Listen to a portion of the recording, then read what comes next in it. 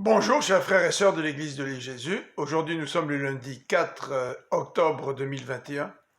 Nous avons commencé vendredi dernier la méditation du premier chapitre de l'Épître aux Colossiens. Nous allons la continuer et la terminer aujourd'hui. Colossiens chapitre 1 versets 12 à 23. La puissance de Dieu qui nous permet de tout supporter et de persévérer avec joie se manifeste pour que nous puissions avoir part au royaume de Dieu.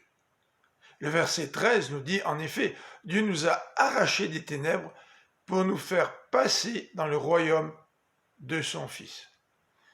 Dieu nous a délivrés et nous a pardonné de nos péchés. À partir du verset 15, nous lisons la description de ce Fils qui est l'image de Dieu, puisque toute la plénitude de Dieu demeure en lui, nous dit le passage. Ce Fils est aussi le premier-né de toute la création. Cela signifie qu'il a le premier rang, comme Paul le spécifie. Ce Fils, en lui tout a été créé. Ce Fils, il est avant toute chose. Tout subsiste en lui. Ce Fils est la tête de l'Église. Ce Fils est le commencement. Par lui existe la réconciliation par son sacrifice sur la croix. Voilà la description que Paul nous fait de Jésus-Christ. Dans les versets 21 à 23, il établit une opposition entre autrefois et maintenant. Voilà quel était notre état dans le passé. Nous étions exclus de la présence de Dieu.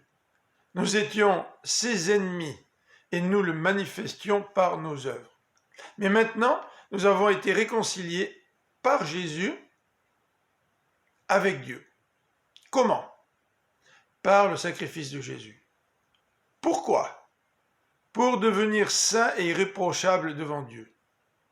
Et quelle est la condition? C'est de demeurer dans la foi sans s'écarter de l'espérance. Je vous souhaite une bonne fin de journée et que le Seigneur vous bénisse. À demain.